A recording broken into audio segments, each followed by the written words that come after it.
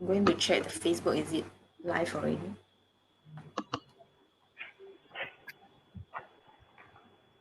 Yeah, we are live already. Yeah, let's start. Okay, good afternoon, everyone. I'm Xiao Fong, initiator of Mental Health Awareness, Advocacy and Support Group, and we have our co-founder Zening here, and our guest, clinical psychologist from MPS Psychological Service, Evelyn and Yawan. Yeah. Hi. Selamat Hari Raya to those who are celebrating today.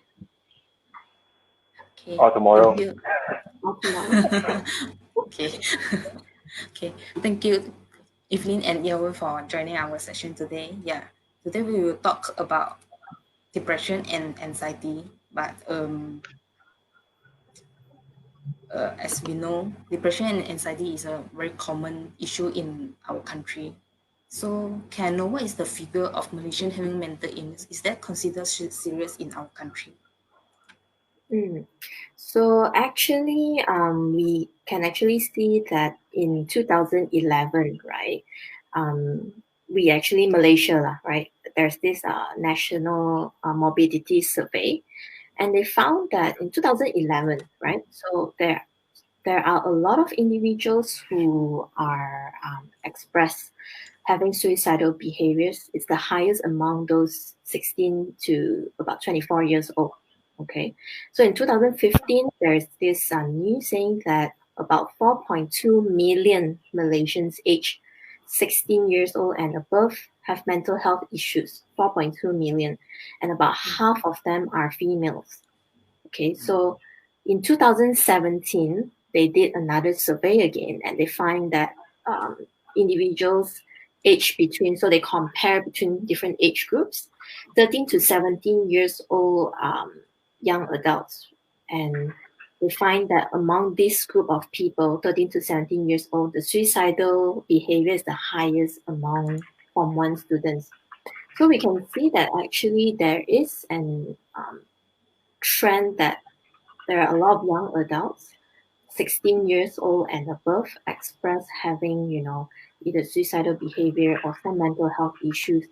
But actually, if you look at it from the worldwide perspective, right, mental health issues or disorders will be ranked second. More specifically, depression will be ranked second after ischemic heart disease, right? So ischemic heart disease meaning to say like individuals who have their arteries blocked, right? So that is the first most alarming disorder or disease. The second will be depression. So we do see that it is actually quite alarming, not just in Malaysia, but worldwide as well. So Okay. is the depression? Yeah. You continue, Xiaofeng. Yeah, Zening, your turn. Okay. Just to inform you guys, so for people that are watching this live, feel free to comment or ask any question in our live comments. So our psychologists, Evelyn and Yalvin, will be here to answer your questions live. Yeah. So feel free to leave any questions. Yeah, or any thoughts if you guys have, right? I mean, especially during this time, MCO, I think everyone is stuck at home, or there's any questions pertaining to mental health in general, may not necessarily be anxiety and depression. But if you guys have any questions to ask at all, yeah, just feel free to ask. Yeah. You can also private message us, or yeah, just PM us on our Facebook page. I will ask the question. Yeah. Okay, so just now I heard Evelyn says that 16 years old and above already have mental health issues based on the studies, right? Based on the survey done, right? Yeah, so basically they see that 16 years old and above, there's about 4.2 million individuals who express having mental health issues in general. But we are not sure, below 16 years old, they may also be individuals, like younger adults who express having all these teenagers as well. because there's another survey that I shared earlier that between 13 years old to about 17 years old, the highest suicidal behavior are among Form 1 students. Form 1 meaning to say it's 13 years old. Yeah. So they can be, individuals even younger who has some, who may be struggling with either school or family or, friends. It is also the age where, they transition from primary to secondary. There's also a whole different adjustment that they are experiencing as well. So those can be one of the few reasons as well.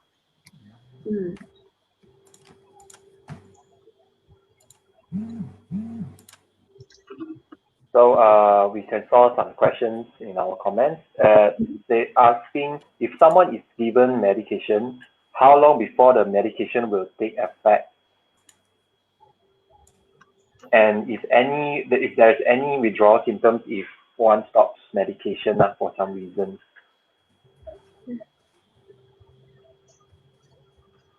Okay, Yawan, you want to take that?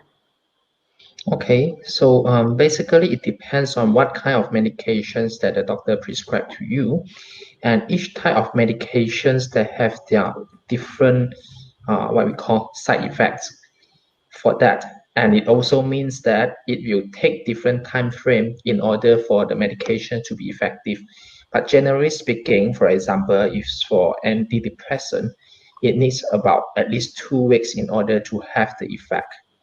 Yeah, and then when you talk about whether there are withdrawal syndromes, basically, if someone who really feel like they're improving and they would like to stop, I would say that it's better to doctor because each of the medications they need different way of stopping, as in they couldn't stop from a high dosage to totally zero dosage.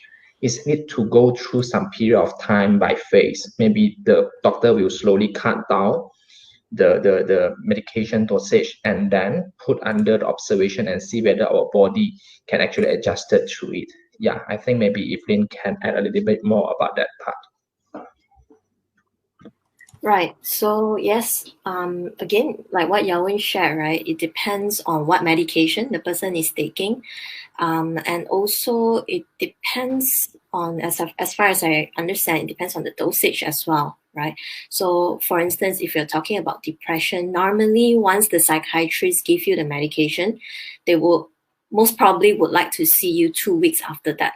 Okay, reason being is, of course, apart from the side effects, most people with antidepressants, the most common side effects that we know is like dry mouth, you feel very thirsty all the time. Some people, they feel tired, giddiness, headache, or nauseous. If taken in the long run, they may even experience weight gain for certain medications, not all. Okay, so after 2 weeks, if you go back to see the psychiatrist, then the psychiatrist will most probably ask you, how are you doing? Then do the adjustment. Now, when it comes to stopping medication, most of the psychiatrists that I work with wouldn't want their clients to take medication forever and ever. But again, disclaimer, depending on the type of illnesses that this particular individual have. Yeah. And of course, if let's say when it comes to stopping medication, the psychiatrist will taper down. So after taking it for a while, then taper down slowly, gradually. Typically, how long to take that medication? Again, different people's body would react differently.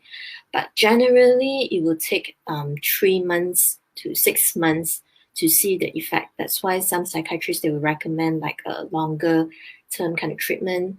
After 2 weeks, you go back review. Then after a month, see how it goes. 3 months down the road, check in again and see how, okay, if everything's okay, then maybe slowly taper down. So generally 3 to 6 months. But again, disclaimer, depending on the seriousness and the issues presented, the disorder. So different people would work differently. Yeah. Okay.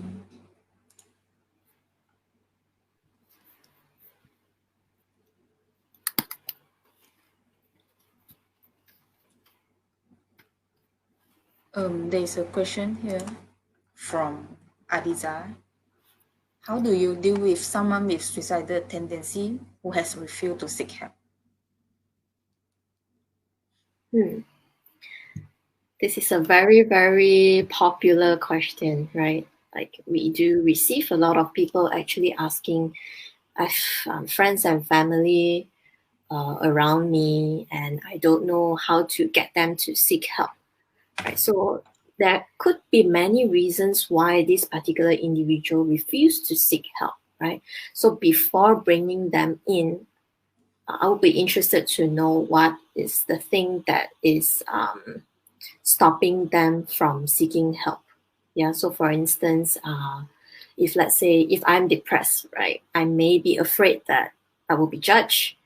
I will be afraid that I don't know how people will look at me, or if they think that I'm useless, that I can't cope with my stress, or is it because I think that going to see a psychologist or counselor meaning I have to take medication, right? So these are very realistic fears. So before a person could be able to receive help, we must first perhaps establish and see what could be one of the reasons, and whether we can help this person to find out all this information, and to also explain to him or her that, okay, seeing a counselor, psychologist, a psychiatrist is actually different. You see this person doesn't mean that you have to take medication.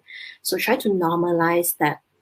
And at the same time, this is what whenever individuals with depression and their family members come in, right, they will say things like, oh, they don't understand me, they don't know what I'm going through. So sometimes, as much as we care for this person, we really, really want to help this person go through these difficult times, a lot of times we notice by giving suggestion, problem solving, by us jumping into problem solving mode, may not necessarily be helpful for that particular individual who is still contemplating of reaching out to seek help, right? So one of the things that you can do at this point is actively pay attentive to what he or she have to say, and also listen to what they actually want to say. Now, listening is not through just our ears, but through our heart and what we see as well. So maybe we can say things like, instead of asking, do you feel sad? It's a close-ended question, right? So maybe we can open up to, people and ask them, okay, so how are you feeling today? How can I help you to feel better today? What are the things that you want to do? And perhaps, I can do it together with you. And when that person is ready enough, you think, maybe we can also offer ourselves, right? Maybe, I know it's difficult to go through this by yourself.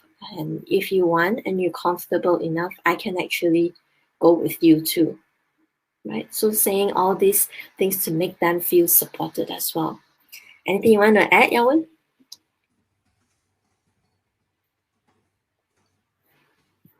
Can't hear you, Yawen. You muted. Yeah, muted.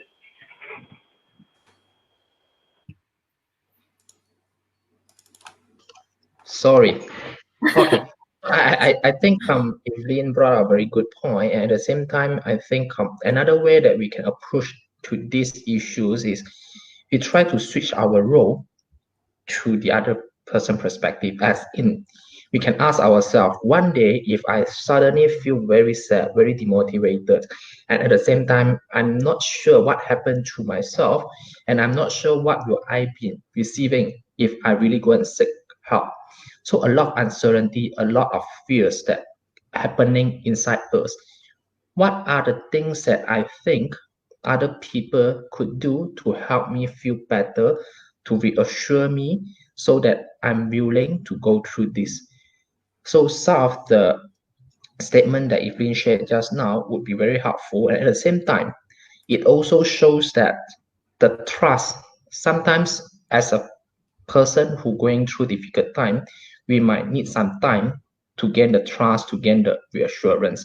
So in that case, if we really, as the person, really want to help someone around us, someone that we love, but going through the depression, going through the suicidal ideations or that, maybe we need to give them some time, but it's not like we sit down there passively doing nothing.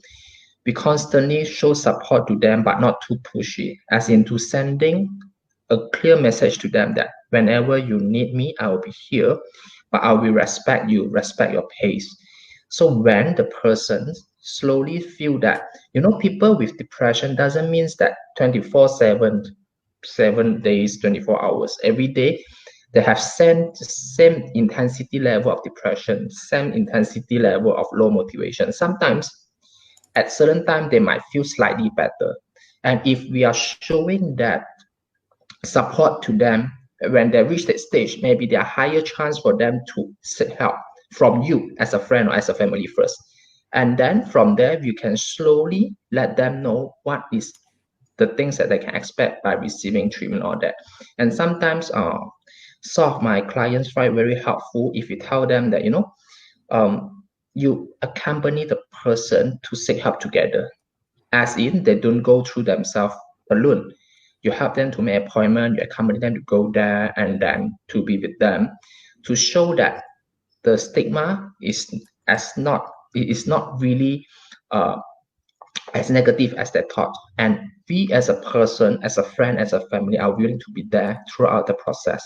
So this is the first point I would like to add on. And second point that I would like to add on would be like, although we want to support the person in front of us, whether they go through a very difficult time, but we also need to make sure that we have our own self-care.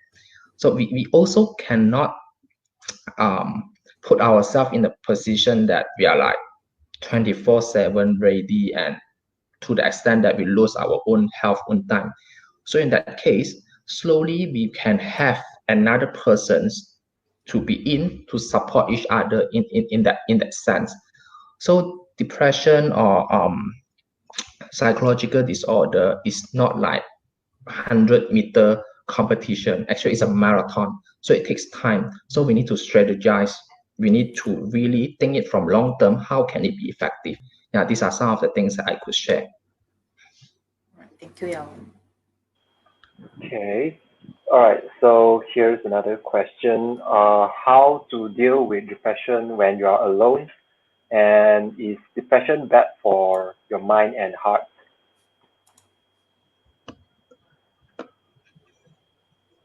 Evelyn, you're muted. Amil as well. Thank you for letting me know. Okay, so I hear that there's two parts of the question, right? So how to deal with depression alone, and if depression is bad for the mind and the heart. I'll answer the second question first. So there is actually a biological explanation to depression, right? It is not just purely like what most of the people would say, it's all in your head, it's all in your mind, right? A person can develop depression due to many, many, many different reasons. So for instance, if you are right now a working adult, right, and you are staying by yourself, a person can actually feel depressed when they don't have that kind of social support, when they're alone at home, and when they're working, they're so stressed out at home, at work, and yet they have to also take care of themselves. They have to cook, they have to go seek medical services by themselves. So there can be many, many reasons to how depression can possibly develop. So would it be bad for your mind and your heart? I would say that depression, if we talk about depression, there are many different levels to it, different severity. It can be mild, moderate, or severe. But if you find yourself in a situation where you really don't feel motivated to do anything at all, you feel tired all the time, you just feel very sluggish, you cannot concentrate, you can't eat, you can't sleep, to the point where taking care of yourself has also become like a chore, right? It's like you're dragging yourself to do it every day and you don't know why you're doing it. Or to the point where, you just feel that life is not worth living anymore and you just want to end it all. This is when I would really consider that, it's important to reach out to seek for help, right? Having depression, it doesn't mean that you are crazy or, you are out of your mind and things like that. There are ways to actually manage it. Treatment is available. So how to deal if you're facing depression alone? There are a few methods when it comes to intervention, right? So first one is either through medication, the first one, and the second one is through psychotherapy or counseling. According to research, combination treatment is the best option as compared to just going to either one of it. But again, it depends on the severity of the depression that you are experiencing at that point of time. Yeah.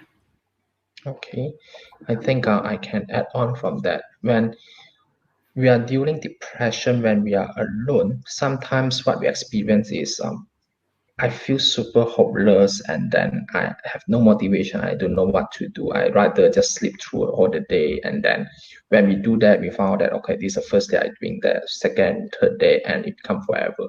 All right. So what we can do is, like I said previously, one of the solutions that I actually recommend to my clients is there are certain period of time when our depressed intensity level is not that high.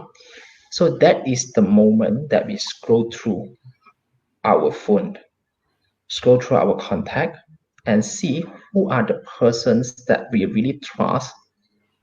And we think that when I'm very down, when I talk to this person, it can at least make me feel better. So when you scroll through that contact, you identify one or two person who really think that you can trust them during the time that you're not so depressed. Send a text to them or contact them and say that I have something to want to say to you. So sometimes my life might have some difficult moment where I need someone to be with me, talk to me. So if that is the moment like that, can I actually contact you?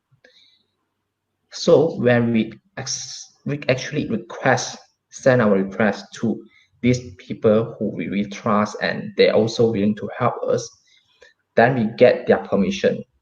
After we get their permission, we will know that the next time when I am at the stage of very, very low, I don't have to be alone and I don't have to worry about now I'm going to contact people, but they might not be wanting to talk to me or that because we already get the permission from one or two friends or family that we really trusted and that really care for us.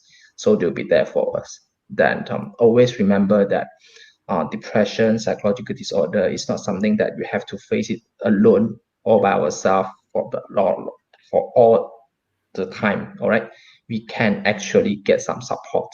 Yeah. I think one thing to also add on to what you shared, Yawen, I think support, is always very important because yes, a lot of individuals, shared that facing depression is like, you're facing it alone and no one could ever understand. Well, understand that many different people can be depressed due to many different reasons. Your reasons and my reasons can be different as well. But yes, do know that you do not have to go through this by yourself, right? In fact, I know Xiaofeng and Zhening, you guys started a support group for individuals with depression and anxiety. Maybe you guys want to share a little bit more so that our audience here know that what you guys are doing as well, because it is an amazing initiative. All right. We started to form a group. As you all know, before that, our page is called Mental Health Awareness, and now we change it to Mental Health Awareness, Advocacy and Support Group. Then we have our first talk few weeks ago, and this is our first Facebook Live, so I'm a bit nervous. I'm so sorry about that. Okay, then we try our best to work as possible as we can. We just want to form a support group that long run that support no matter is a caregiver or patient itself. Because I know that people living with mental illness is not easy, and sometimes it's feel alone, but we have to stand up after we fall down. Yeah, so I formed this group to just want to support, and we just it's the beginning, so we will try our best, get feedback from any others NGOs, then we will like do as much as we can. That in 2011. Zening, you want to add on? Zening can't hear you now. Okay, so yeah, like what Xiaofeng says, so we actually form this group is to help people that have maybe questions or doubts in how to identify, or maybe they are looking for support for mental illness.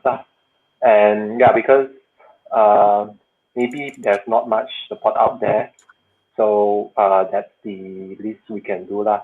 And we will hold this kind of sessions or webinars from time to time. So if you guys are interested, we'll do more in the future, and maybe later on we'll send out a survey form, and you can maybe leave some questions, or if you want to get to know more notification from MHAAS, which is the group, the name of the group. Yeah, feel free to leave down your question and also maybe your email, so we can get you notified for the next session.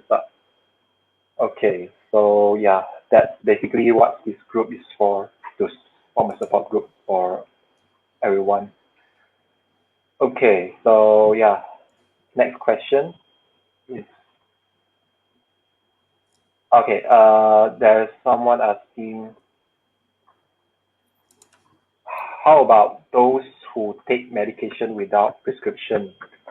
They are not clinically diagnosed but self-medicate based on recommendation from friends. Okay, so any advice on this question from Evelyn or Yalvin? Okay. Yalvin?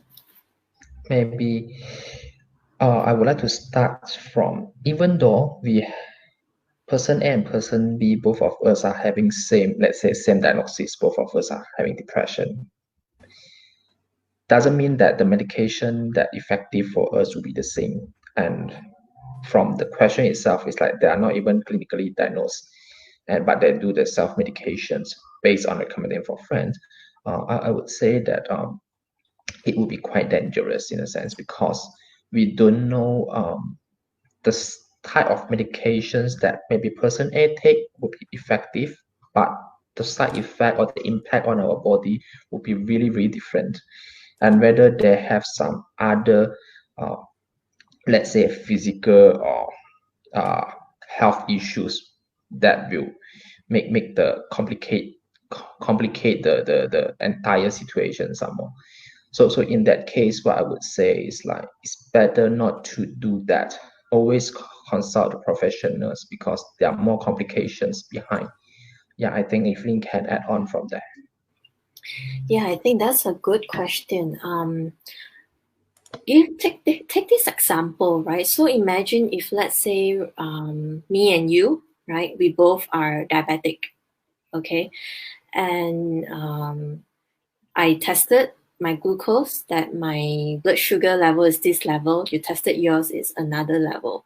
So both of us, we are diagnosed with diabetes. But whether or not the treatment is the same for the both of us can be very different also, because the treatment for me will take into consideration my overall health, whether I have other medical condition or not, right? The treatment for you can be different because of the reasons stated above. So if, let's say, you take those 100 mg of those, and I take 100 mg of those, it may not be sufficient for me, or it may be too much for me. Yeah, so even though we are both diabetic, but the management can be very different considering other factors as well. So the same thing with depression or anxiety or any other mental health illnesses. It is actually the same concept. So the treatment for me, the dosage of the medication, the effectiveness can be very different for me as compared to you. And some medication, it's not advisable to be taken by some individuals, perhaps with, let's say, I have heart disease, and there's some antidepressants perhaps that it's best for me not to take. But if, let's say, I didn't seek or go see the doctor, I may not know about this and perhaps it will cause even more harm for myself. So the baseline is always good to have it checked out and speak to someone, a psychiatrist or a clinical psychologist, to get yourself diagnosed if you want to, and seek the necessary medical attention.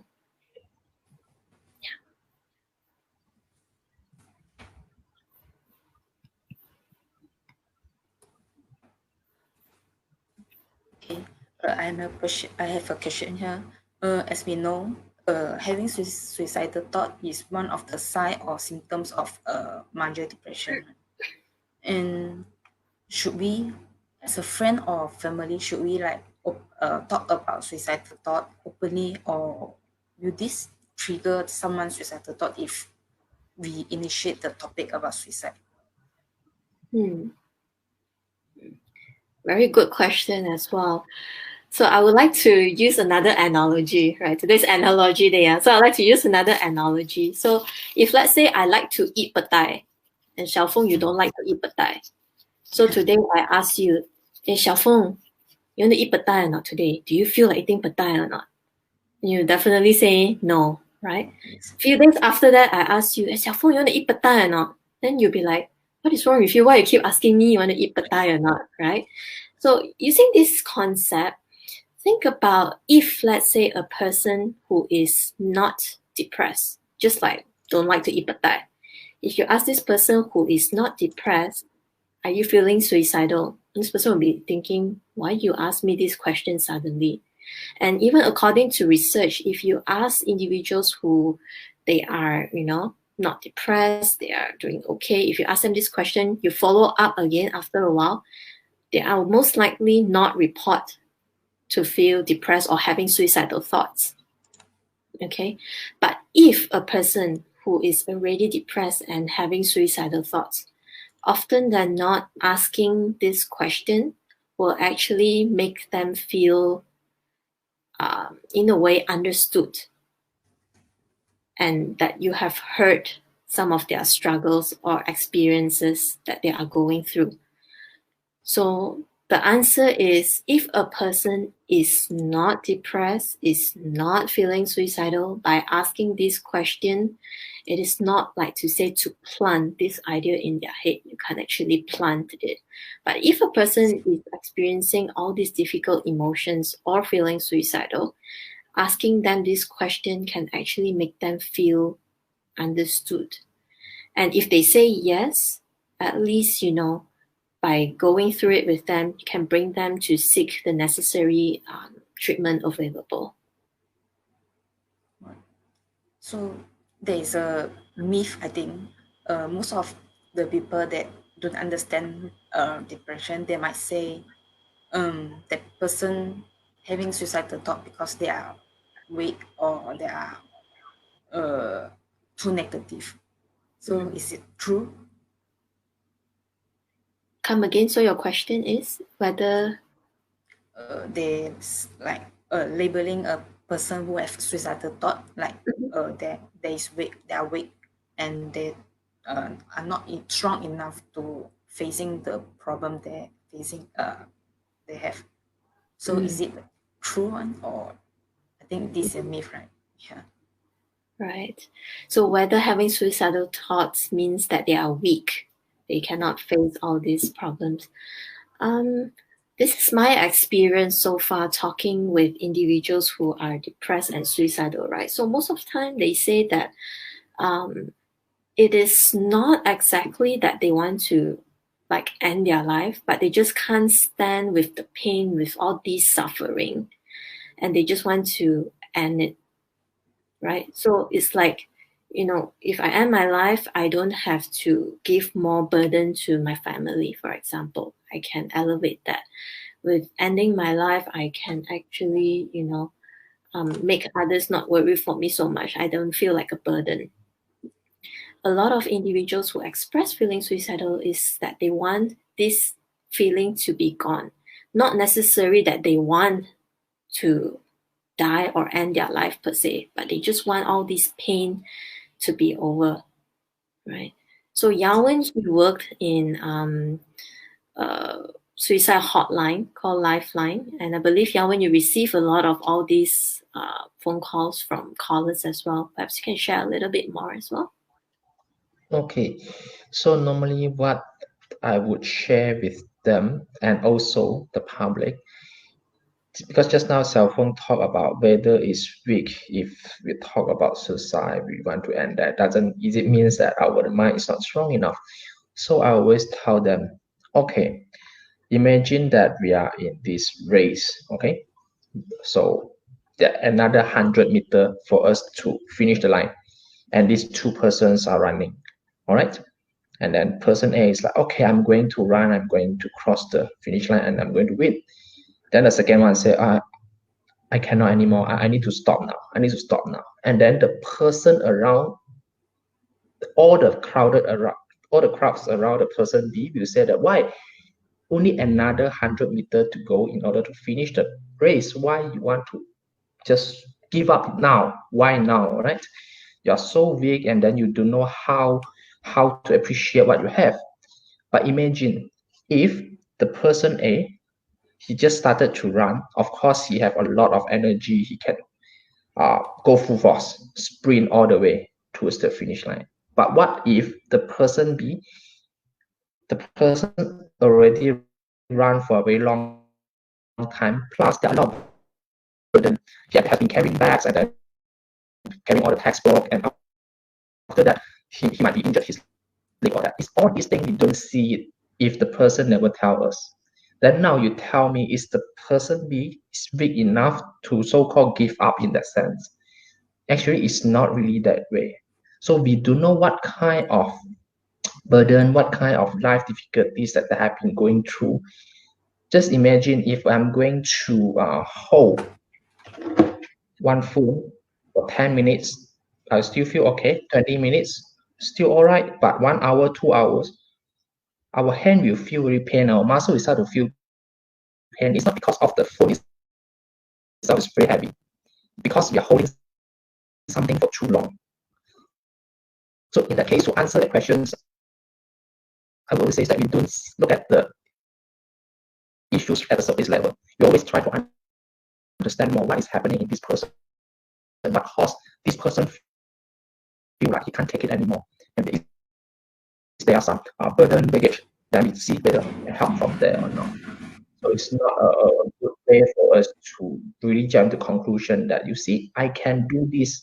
Nowadays, there's a lot of people who say nowadays a youngster or even a student, they are like spoiled brat, then they cannot take stress. And in our time during the past, then we take a lot of stress compared to them, but we still go through. But why they cannot?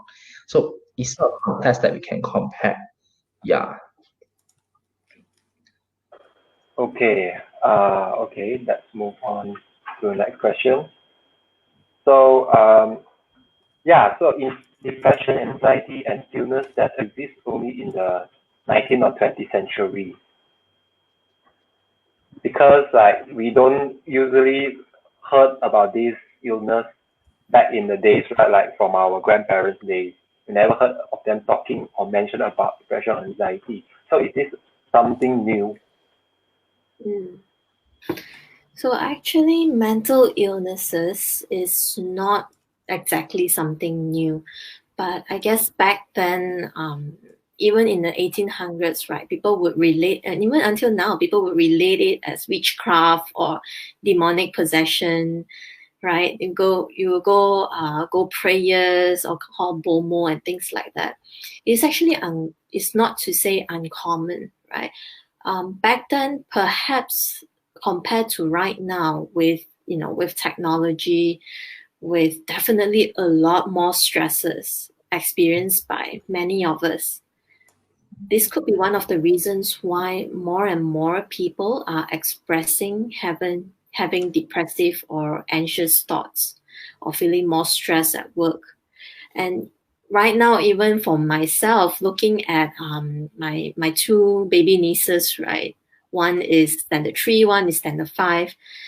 When I spoke to them last week, right? They told me that the elder one actually told me that she got bullied in school, and the nasty things that their peers say to her, And kids nowadays, they also have a lot of interest to do, like say TikTok or learn Korean, learn certain dance, the competitiveness, right? As compared to my time when I was in primary, things like this is not so intense. So just, the change of say 20, 25 years, there are so many different changes in terms of the social, cultural kind of structure. So I would say that with all these changes, with people feeling more and more stressed out, this could be one of the reasons why right now we hear and see more people reporting having all these difficult emotions.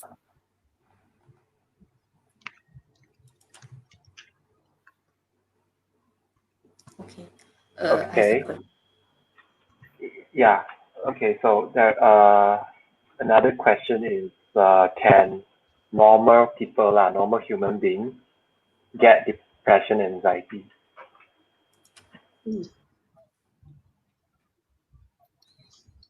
When we talk about normal human being, does it mean as in only abnormal people will get depression?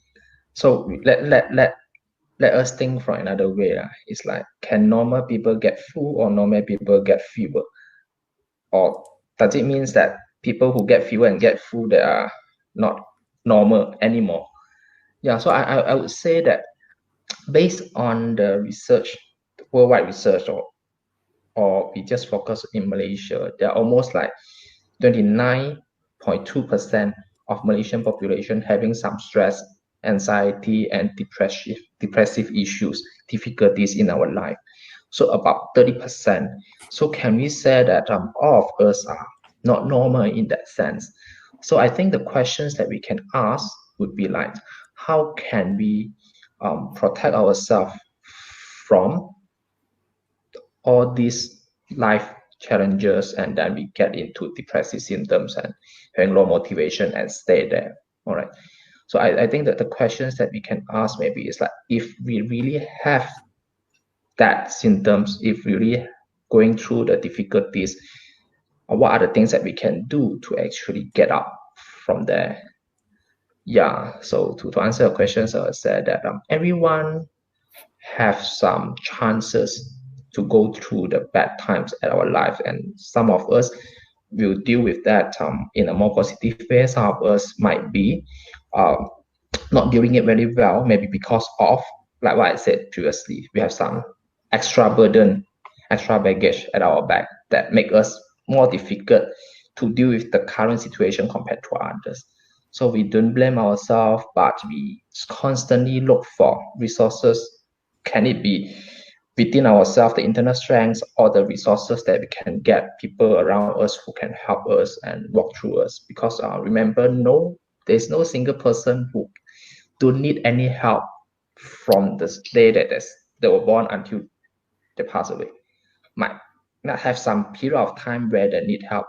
Yeah, so we think it that way, then maybe we are more willing to see the positive side of it and get help for that. Yeah. Okay, thank you, Yawen. So next question from our audience: how to seek for help? Some people do not know and afraid to come forward. Me neither. Do we have to go to the hospital or what? People who I know, they just with anxiety and depression for weeks, they're just thinking negatively. That's a good question. So how to seek help? And I'm guessing the question here is also, if seek help, then how to seek help as well, right? So to address your question, if let's say a person who is going through these difficult times, right, it is no doubt that one will be feeling very scared and afraid to come forward, right? These are very, very normal kind of reactions. And this fear can also come in many different reasons. Apart from the stigma that I mentioned earlier, the second part is also don't know where to seek help. Yeah. So I would say that the first part, if let's say you know of someone who is struggling to seek for help, my advice is to talk to this person to understand again what are the challenges that he or she is experiencing. And if it's for yourself, try to identify what are some of the difficulties that you are experiencing to come forward. Is it because of lack of information? Is it because of, you're afraid that no one is there to support you?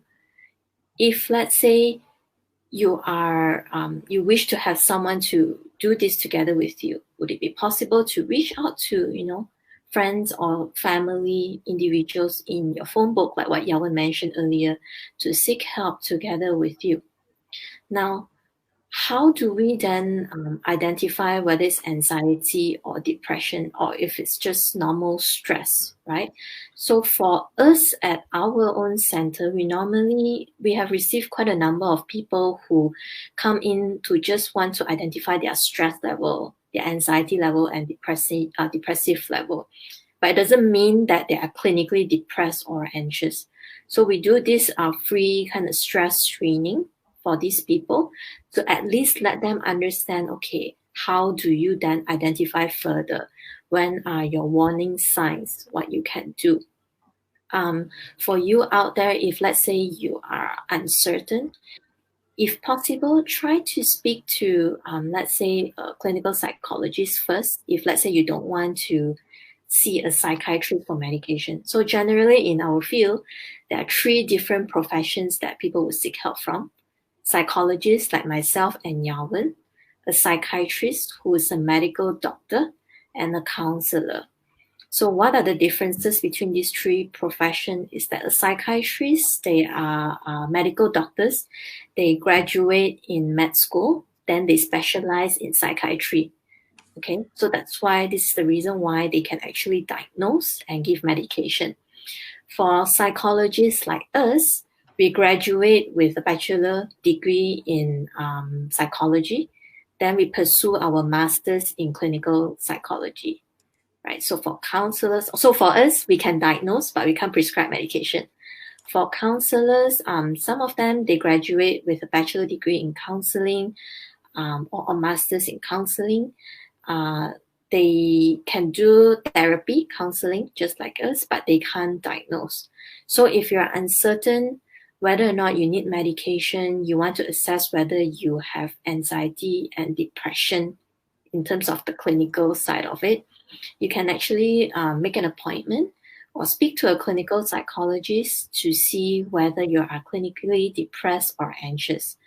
And if let's say that psychologists assess you and think that, okay, you are in this moderate, mild, or severe range, then you can plan together with the psychologist on what would be the best next option or treatment. Usually, if a person is severely depressed, then the clinical psychologist may refer you to see a psychiatrist, especially for those who have difficulty sleeping for a very, very long time. And we know that when we can't sleep, it will really mess up on how we feel, how we do things, mess up on how we are able to concentrate. So one of the best options would be you can see a clinical psychologist. But if let's say you think that you want to see a psychiatrist, the normal procedure, if you're going to go to the government hospital, is that you can go to any of the clinic, private clinic or clinic kesihatan. Okay, you can get a referral letter from the doctor, and with that letter, you can actually go to see a doctor in the government hospital. So that's when they will assess you again and they will prescribe medication if you need to. But if let's say you're going to see private, then you don't necessarily need to have this referral letter. If you come and see us, clinical psychologists, you don't need a referral letter as well. So I want to add on a little bit. So some people might feel like I'm unsure what is happening to me and I'm so afraid to go out and seek help. So what can I do? So maybe we can start from some minor steps. For example, there are a lot of free helpline and NGO that actually provide some free emotional support. Let's say preventers will be 24 hours or that. So maybe you can start from calling them and it remains anonymous. So in that case, you can try to talk to someone and maybe they will help you to process some of your thoughts and feelings. Then after that, you have a clearer picture on where am I now, whether I should seek for the next level of help from professionals. So it can actually help you from there. Yeah, this is something that I would like to add on.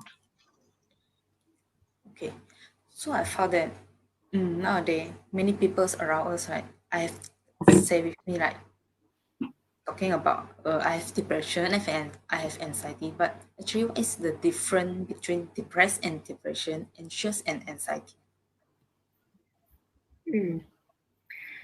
So feeling depressed, when we say the word depression, right? I'm feeling very depressed today. We often use it very loosely. Yeah. Like today I'm feeling a bit sian. I feel a bit low. Then I say that I'm feeling depressed. But feeling sad, feeling depressed versus clinically depressed is actually very different. Okay, so one of the good way to explain is like this. So imagine this is sadness, feeling depressed. This is a person who is clinically depressed. Okay, so normally when we feel sad, when we feel depressed, really low mood, it is usually, a way on how we cope with certain situation. So for instance, today I got to hear that the number of reported cases has increased again, for instance, right? So I feel sad and I feel a bit sian, a little bit lower than usual. But this feeling should go away after a while. So it should be short term. And that is completely normal. It's a normal reaction to feel sad. It is normal reaction to, feel a bit, beaten up. But if at a point where this feeling prolong to a longer term, to say 2 weeks, you're still feeling that way to the point where it is affecting the way you take care of yourself. For instance, you can't sleep, you got no appetite to eat. It has affected to the point where you are unable to focus. You are unable to, you feel demotivated most of the time for 2 weeks. Then that is a time where there is a possibility that you may be clinically depressed. But again, it is best to get this assessed by a professional, so either a psychiatrist or a clinical psychologist. Same goes for anxiety too, though. Like you're feeling anxious, and a clinical diagnosis like anxiety disorder, it is also very different. So same concept, you feel anxious when, let's say, you go for an exam. You feel very scared and anxious, you scared you fail, right? But once the exam is over, then you may feel like, this sense of relief is short term. But if this fear is affecting you at a longer period of time, for weeks and for months, to the point where you can't function, till you can't sleep and all, and that is when it could be a little bit alarming, and best to get yourself speak to someone professional and see whether there's anything with that. Yeah. So just now, Evelyn, you have mentioned that psychiatrists and psychologists both can diagnose depression and anxiety, right? So how are depression and anxiety are diagnosed? How they are diagnosed? Yeah. Okay, so for depression and anxiety, most of the time the clients that I've been seeing, usually they come in to see me, they usually present with symptoms of depression and anxiety. It's like abang adik. Okay, why is that so? Because depression and anxiety basically, it's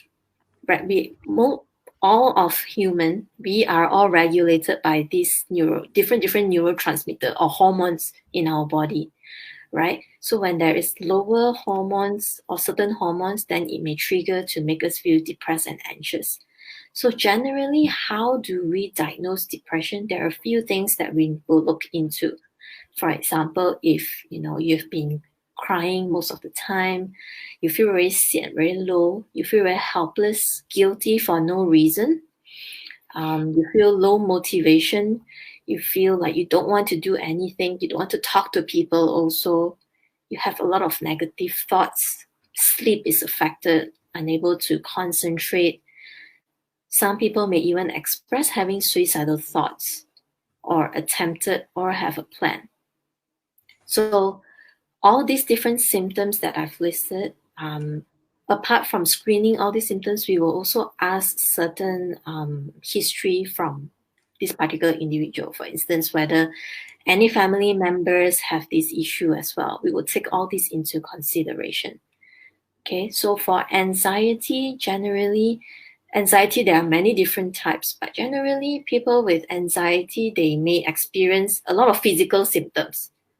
Okay, so for instance, they have headache, blurry vision, difficulty breathing, their mouth feels very dry, their throat feels like there's a lump here, their chest, they feel tight, having problems breathing, their heart palpitating most of the time, their hands are shaking, feel very numb, body aches.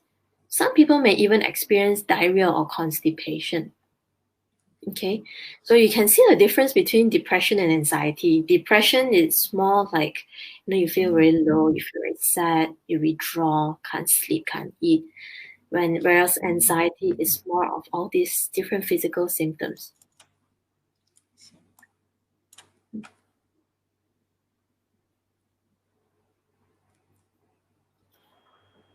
Okay, so all right. Another question is, can you be depressed and happy at the same time? Because it sounds like two different or opposite feelings. So can someone be depressed and happy at the same time? I'm thinking maybe because we are so used to use the words of depressed to describe our feeling of sadness. So in that case, so people might get confused. But maybe what I would answer is we can be sometimes feeling sad and sometimes feeling happy. These two emotions can coexist in the same day, all right? But when we talk about clinically depressed means if it's severe enough, we don't have the ability, or it's very difficult for us to feel the happy feeling, happy emotions. So in that case, if let's say your question is asking about whether someone who is clinically depressed can feel a lot of happiness, maybe depends on the severity level. But if you're asking from the general point of view, as it can someone sometimes feeling sad, someone feeling happy, and I would say that yes, we can feel that way. So I will pass this to Evelyn as well. Can a person feel happy and sad at the same time? I would say, yeah, we are not limited by just feeling happy the whole day or sad the whole day. And I'm not sure if you guys experienced this before. I personally have experienced this during this MCO, right? Where I feel happy, I feel frustrated, angry, and sad at the same time, a lot of mixed feelings. And I don't even know how I feel sometimes, right? And I think it is okay to feel that, right? But if you're asking about, feeling happy and sad, like you can identify there's a pattern sometimes. Sometimes a person, if they are very, very happy, maybe they will, go out, they go all out and buy stuff, spending a lot, doing a lot of risky behavior. And then sometimes when they're sad, they stay at home, they cry, they don't feel like doing anything, they feel depressed. There's this situation or disorder of what we call as bipolar.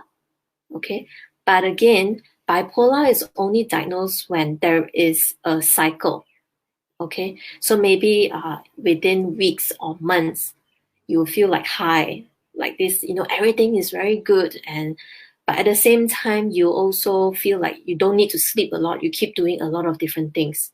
Okay, and you feel like very excited to try many different things to the point where it's also kind of affecting your health as well.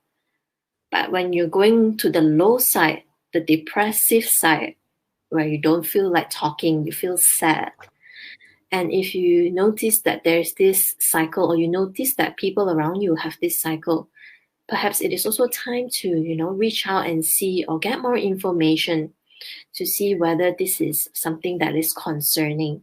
But if you're sharing about day to day kind of happy and sad, I say, yeah, we all would feel that, and it's normal to feel that.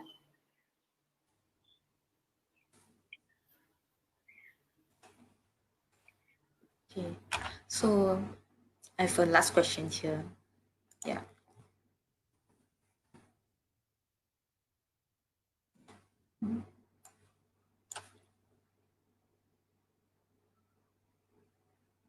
As we know, there are a lot of stigma and labels and also discrimination against mental illness. So how can we, what can we do to reduce the stigma and also change the perspective of people looking at us like they are keep labeling us as like crazy or something negative,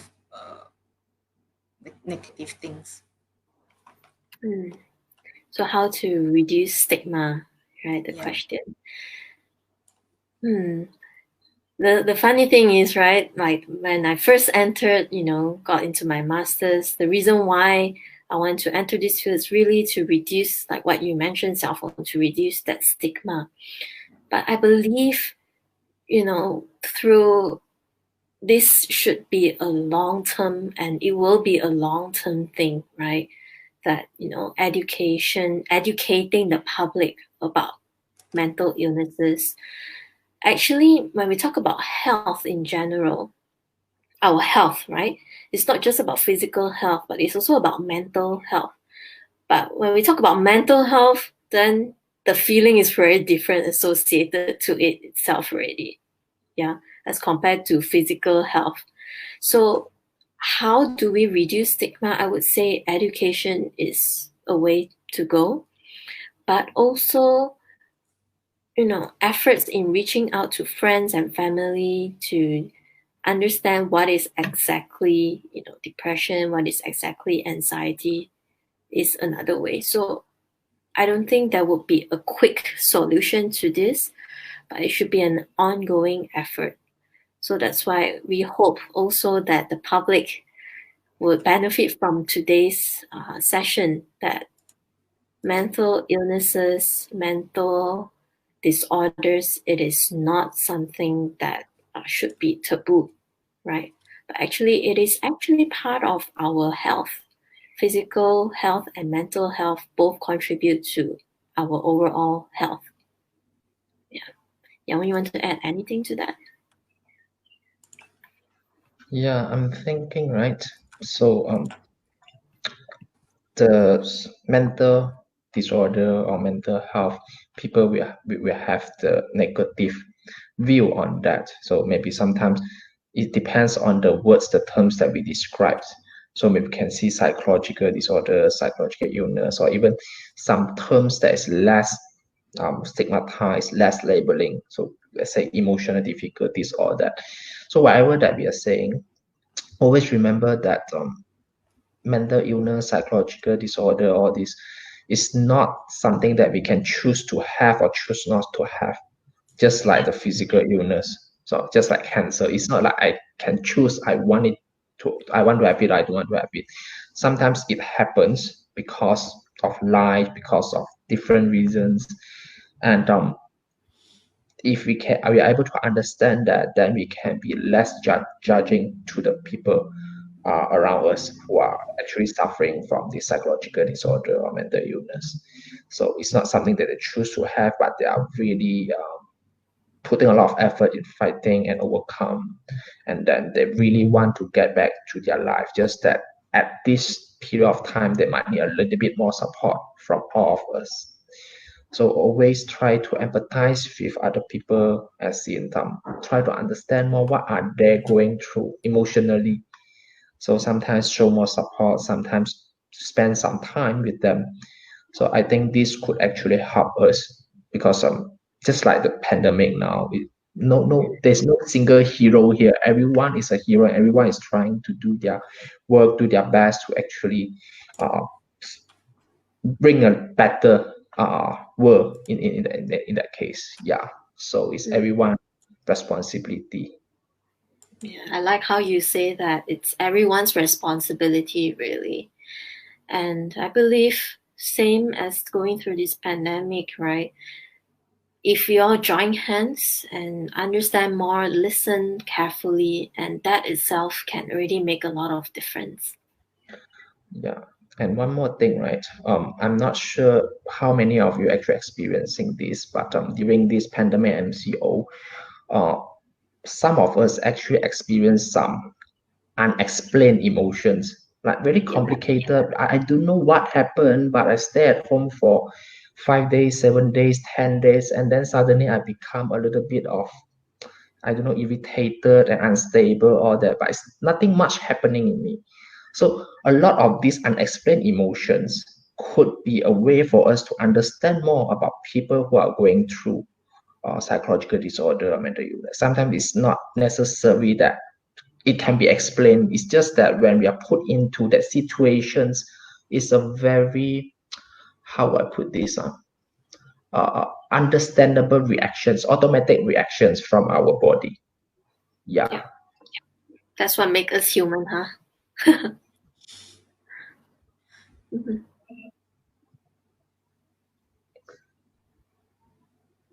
Can't hear you, Janine. Sorry, bad habit. Okay, so I think that wraps up our session today. And if you guys are watching this after our live session, so if you guys still have any question, even though we are not live right now, it's the end of the live, you still can write your question inside the Google survey form in our comments. I just posted a link. It's at the bottom. So yeah, if you have any feedback, any suggestions for improvements, or any questions, yeah, feel free to fill out the form. We will be answering those for next session. And so yeah, and thank you. We want here to thank Evelyn and also Yao Wen for our speaker this time. And it's a very, we feel very privileged for them to spend this time to answer this question from our audience. And all right, so any add-on from Xiao Feng? I think I want to say something, is it? No, I think again, thank you so much for spending the day evening with us, showing your support to really want to understand more about mental health.